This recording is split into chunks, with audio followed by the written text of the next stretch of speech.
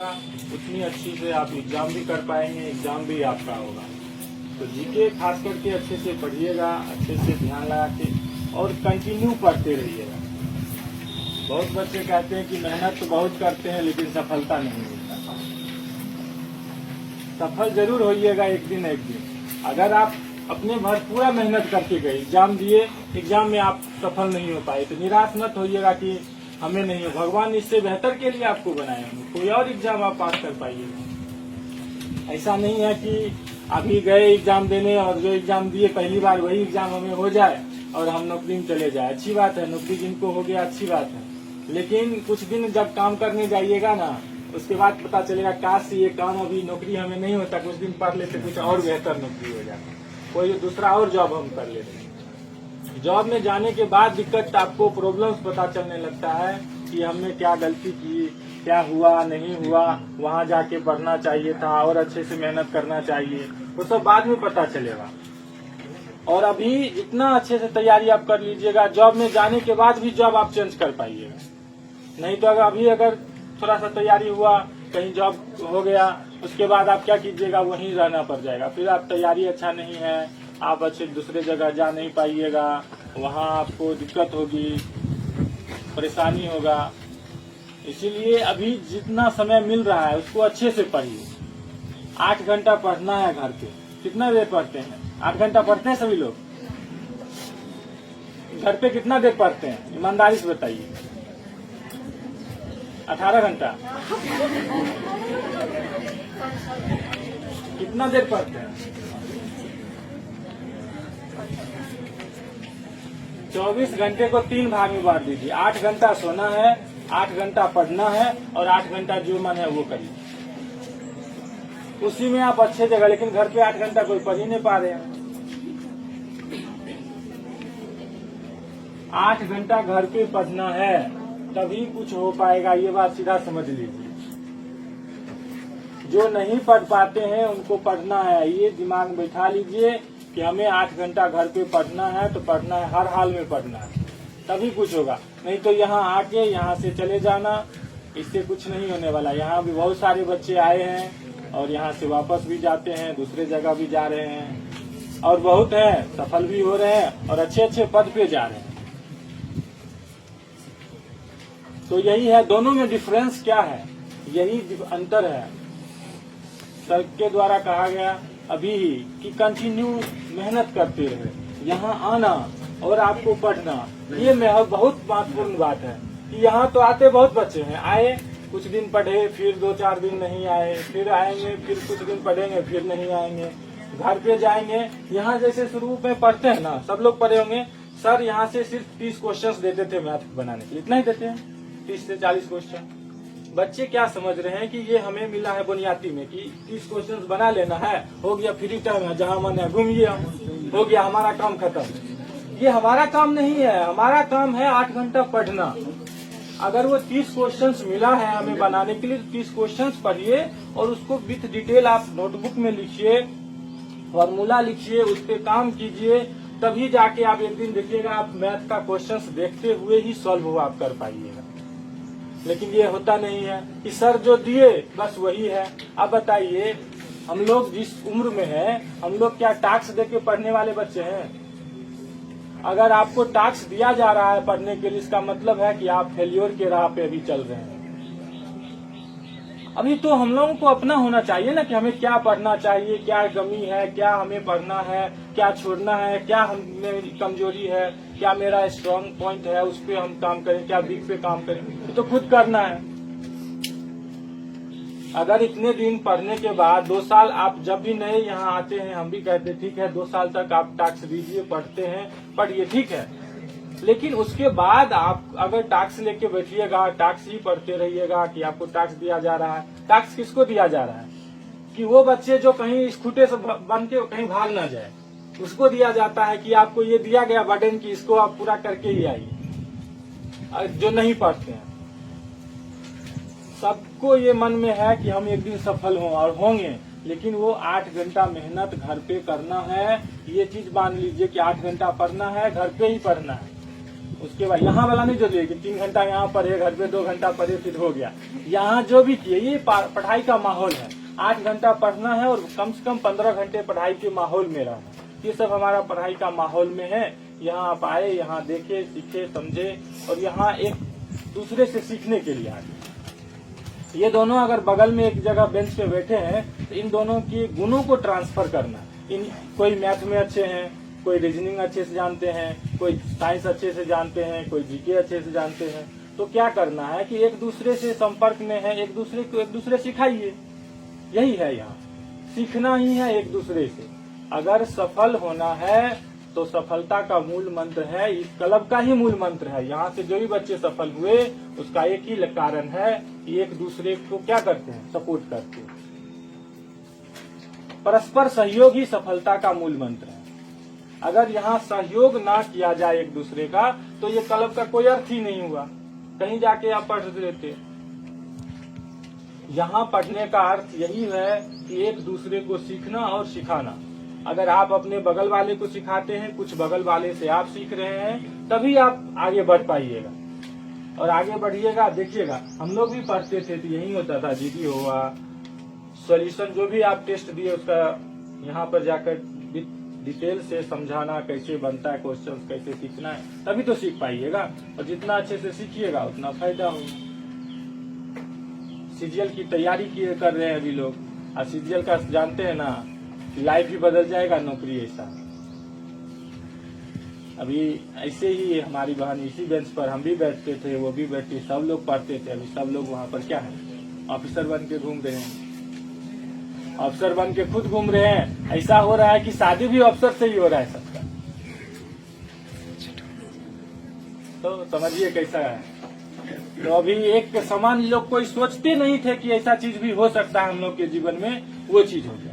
One day exam की तैयारी करने वाले सब बच्चे ऐसे ऐसे पद पे पहुंचे जहां कोई सोच भी नहीं सकता था कि हम लोग को यहाँ पर पहुंच सकते थे। और ऐसे जगह पहुंच सकते हैं कि आप एक आईएएस लेवल तक के अफसर तक जा सकते हैं।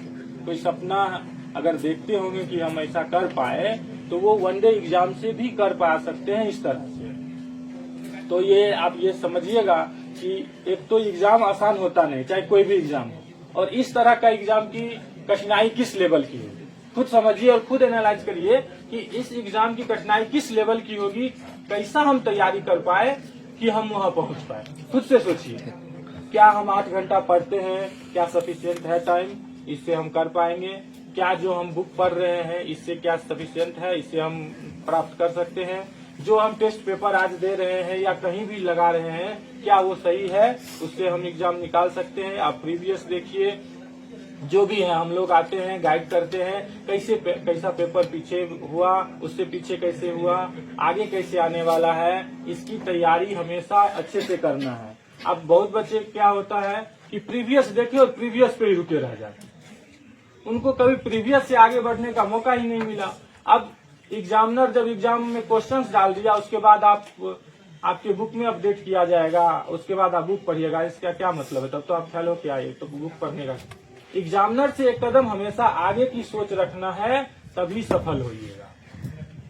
और प्रॉपर सिलेबस, यहाँ बहुत बच्चे में यही कमजोरियां देखी गई है कि वो 1-2 पढ़ाई शुरू किए, कुछ दिन पढ़े और एग्जाम देने जाएंगे, एग्जाम नहीं पास होंगे, हतोत्साहित हो जाते हैं और फील्ड अपना छोड़ देते हैं, कोई बदल लेते हैं। प्रीवियस देखे और अपना सिलेबस को पूरा पढ़िए। यहाँ सिलेबस आप कौन सा बुक पढ़ते हैं? लुसेंट पढ़ते हैं। लुसेंट क्या है, गाइड की तरह है, उसमें तो पूरा सिलेबस है नहीं, है तो शॉर्ट में है लिखा हुआ। आप तैयारी करते हैं तो कोई बेसिक ऐसा बुक लीजिए, जैसे एनसीईआरटी बेसिस, जैसे दृष्टि का बुक है, बुक दृष्टि का लिए अलग अलग बुक लीजिए और उसको पढ़िए। और उस बुक को पढ़ने के बाद आप अच्छे पद पर जा सकते हैं और अच्छी तैयारी भी आपकी होगी। लुसेंट है, आप पढ़िए, लुसेंट पढ़ना है, आप शुरू में पढ़ लिए, हो गया 1-2 साल पढ़े, उसके बाद आप अपना जिस हिसाब से समय चलता है, कहते हैं समय के साथ अपडेट होते चलिए। ये अपडेट होना पड़ेगा, नहीं होइएगा अपडेट, मतलब कि जब हम पढ़ रहे थे तो यही लुसेंट अकेला काफी था, हम लोग कुछ नहीं पढ़े, यही लुसेंट एसपीडी पढ़ के नौकरी हो गया, लेकिन अभी नहीं हो पाएगा।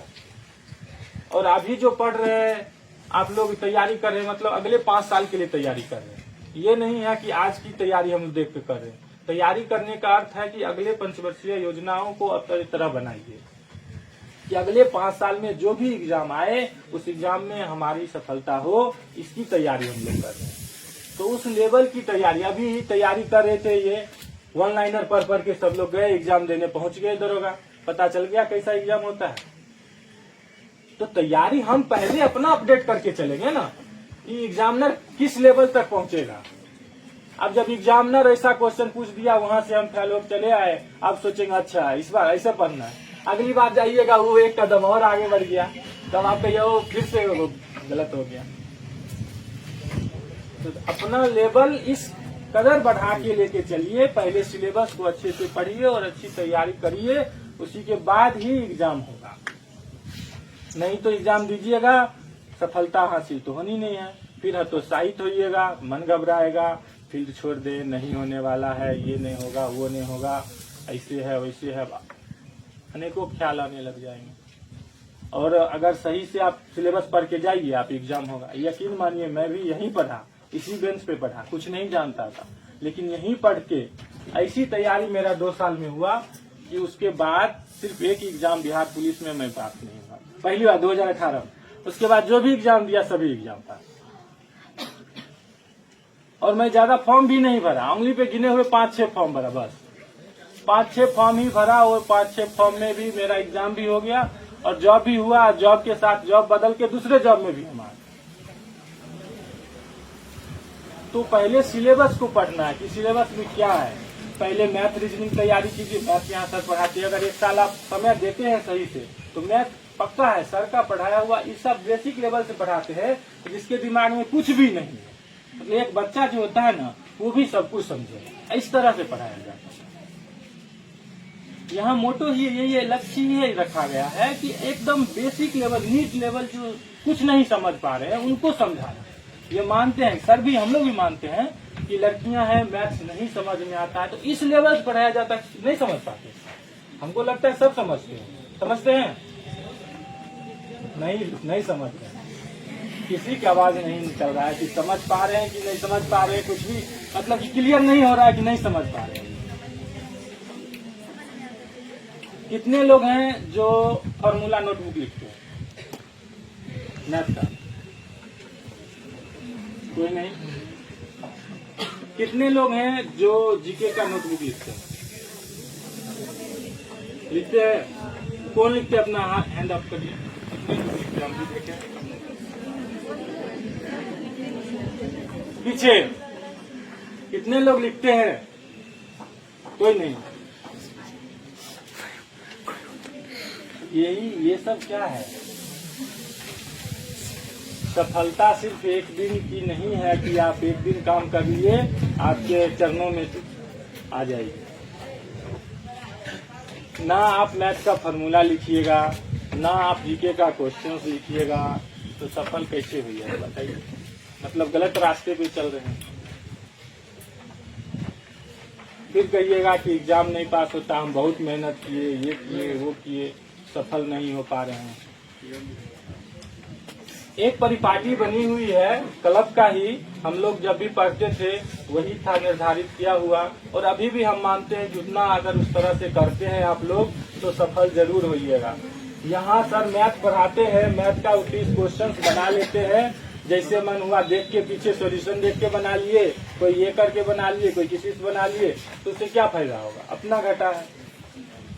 साथ में जो भी फॉर्मूला लिखाया गया आप नोटबुक लिखिए और उसका फॉर्मूला लिखिए, वहाँ विथ डिटेल लिखिए कि कैसे कैसे बनाया गया, कि एक बार जब भी एग्जाम हो तो हम उसको पढ़ पाए और हमारा जो भी डाउट है क्लियर हो जाए।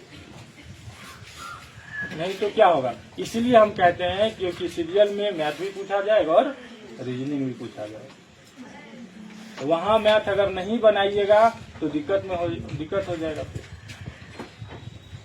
लड़कियों के लिए भी अच्छा चांसेस है कि यहाँ अभी आपके सामने सीजीएल जैसा एग्जाम है, और अगर मैथ रीजनिंग पर थोड़ा ध्यान दे दीजिएगा, रीजनिंग तो बना ही लेते, मैथ पे थोड़ा ध्यान दीजिए तो आसानी से आप बन सकते हैं। आप भी अफसर बिटिया कहलाइएगा।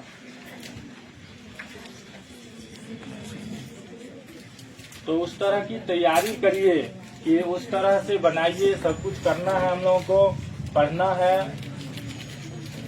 जीके 8 घंटा पढ़िए कंटिन्यू, सभी बुक अलग अलग दृष्टि का लीजिए और उसको पढ़िए, तभी यही। हाँ, एक चीज दिक्कत क्या हो रहा है, अभी एग्जाम बहुत हो रहे हैं, इतने एग्जाम हो रहे हैं कि किसी को पढ़ने का समय ही नहीं मिल पा रहा है, सोच ही नहीं पा रहा है कि कौन सा चीज पढ़े, कौन सा चीज छोड़े, कौन सा एग्जाम दे, क्या करे। कभी रेलवे का 5 एग्जाम हो रहा है, तो स्टेट का हो रहा है, तो कभी कुछ हो रहा है। तब एग्जाम ही इतना हो रहा है कि बच्चे कंफ्यूज हैं कि पढ़े क्या छोड़े क्या पढ़े। कभी हिंदी पढ़े, कभी इंग्लिश पढ़े, कभी क्या पढ़े। तो वहीं पर क्या है, कंफ्यूज में है कि क्या करें। तो यहाँ पे स्थिर से, शांति से अपने सिलेबस पर ध्यान दीजिए, हमारी क्या कमजोरी है उस पर ध्यान दीजिए। अगर आप हर एक एग्जाम के पीछे जाइएगा तो यही ना सर भी कहते थे कि अगर एक बार ही सभी नाव पर पैर रखने जाइएगा तो पक्का है कि डूबिएगा, बीच में डूबना तय है।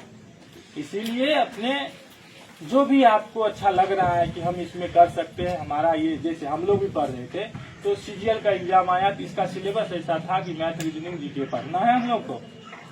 तो जनरली जो रेलवे के लिए या समान रूप से हम लोग जो पढ़ते थे वही सिलेबस है।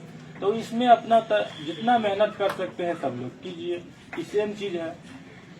तो अगर ये सिलेबस आपके पास जो है बिहार सीजीएल का, ये एक तरह से समान रूप से जो हम लोग पढ़ते हैं, यहाँ पढ़ाया जा रहा है, आप लोग को पढ़ रहे हैं खुद से, ये सफिशिएंट, यही एक तरह से सिलेबस ही है, मैथ, रीजनिंग और जीके। तो वो सब लोग इतना दिन से पढ़ ही रहे हैं।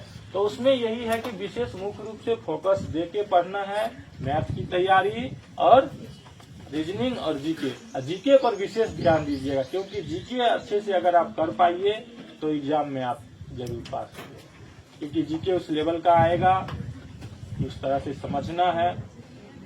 तैयारी में देखते हैं कि 50% पे ही पहुंच के वहीं पे समाप्त हो जाते हैं, आधे जीके बनाते बनाते ही समाप्त।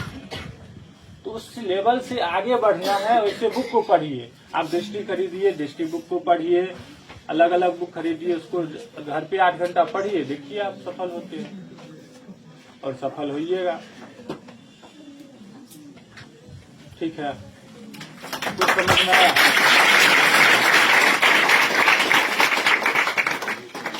कुछ समझ में आया? क्या करना है? कुछ नहीं समझ में। अगर ये मुंह से निकल रहा है कि पढ़ना है तो ये तो पहले से ही आप लोग जानते हैं कि पढ़ना है। कैसे पढ़ना और क्या पढ़ना, इसकी आपकी देखिए जो सिलेबस है, मैथ, रीजनिंग, जीके पढ़ना है ना, तो उस मैथ, रीजनिंग, जीके पर ध्यान दीजिए कि कौन सा चीज हमारा वीक है, जिसपे हमें समय देना है, पढ़ना है, तैयारी करना है। उस हिसाब से समय दीजिए, उसको पढ़िए और जितना हो